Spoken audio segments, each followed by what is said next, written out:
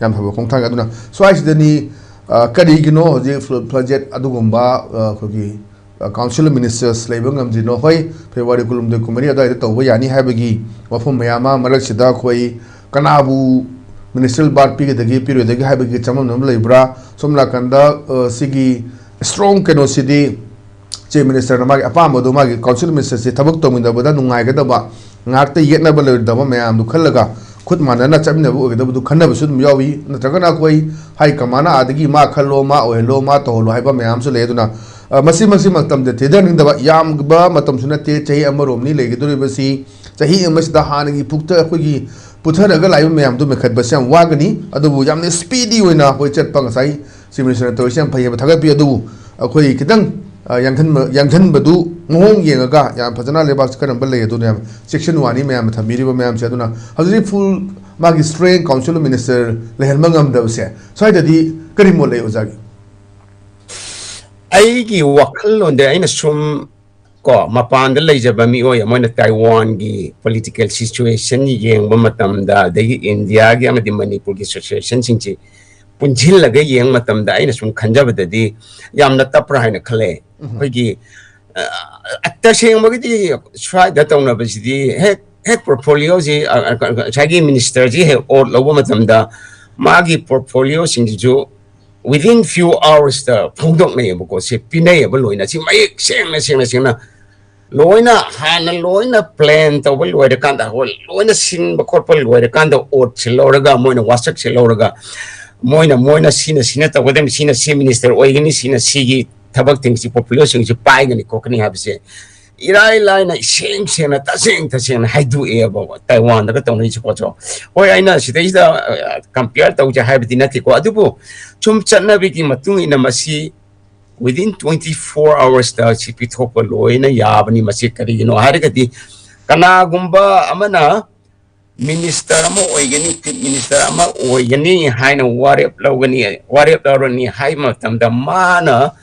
pamliba misina kanano haiba sel si loina khangto ga leiraga dabne aba ta sing bagi diko ko siama ma oina o lawga dawre haina khangara pamatam sin magi wakhallon da magi wakhanda ai ga phajana pullaga thabak tawminna ba yaba kanano haiba si akogi same oina wasak lori ba mi se sina loina hana mangjon si khangto ga lei pham thoe ba ko che si khangto ga leiraga tho bam tungda mana pinning besi sini ai besi maming king to pick up ani maming king to maming ta sing to pajana akoi gi governor da pick laga tanarga suggestion board jo advice board jo khangan ba board jo madu pitho kan da koina sina sida pirasi sigi mi sida pirasi sina sigi mla sida pirasi si portfolio na si ta wadamni absi loina plan that chema lai daga damne aba masi chemba je hena Tujin ba matau ta haragadi huji akoy huji jitna editor na bigib do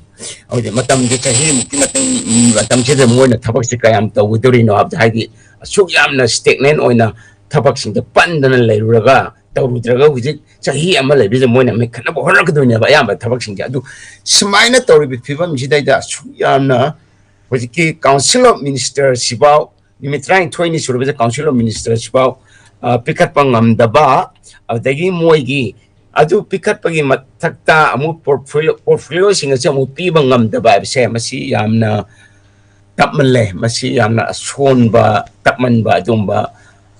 thabak amani haina haijade hujiki akhoi hujik leiba phiron gi da khoi gi CM gi site gi amadi lainga pai gi doriba party gi site gi ko aduga atopa amana khoina song uba matamda khoi CM ama oiba bi state tu gi mana head ni makuni ko magi makhatak la is the governor da just nominal on the label ne amazon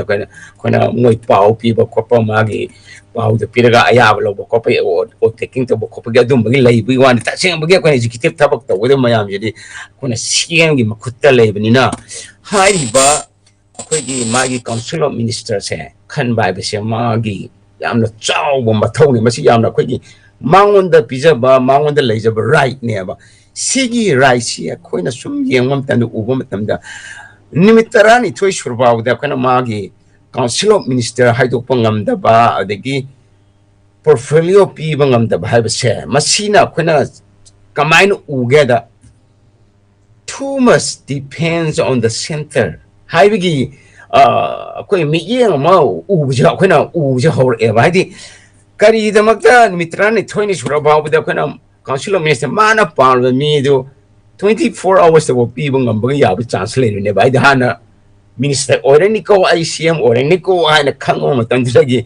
nang CM already gadam ni hai matan daga adum mana ira ila na mang kana pami si lai ra phone ba haidi si toro ga si pani si de moi masen phamina ra su ko mana wari sara ga tu tongana telephone de wari sara ga tu ona kham do ko yara ne si adu ba da ji 12 days ro ba si pi de bangam da ba se masi amna asonbani adan masi dai da ko na kari ubangam ya ga di center gi hanagi lengak adumaina center gi yaka illaga muksat ka dori bra habi wanga mala magi prerogative right to thado center dagi moigi kona amisana ne kangde prime minister ne kangde hairap patu ngai ga dori ba habi wafam mamla eba adumaina ngai daga di adugi wafam de la ga di adugi pipan de la ga di khoi hujik pa le lengak se hanagi lengak ti dagi thudok na ahong bala oidra haibigi wakalon malak ne ba miyam si aduna uje yamna thuba matamda uje pai balengak sina council of ministers sing si khangdok bio pai loina na athuba matamda moigi portfolio sing se pithoga thabak se wangang bada ya tu na haidok pai mo ta ko thabak ta tu na pangtok na pai ane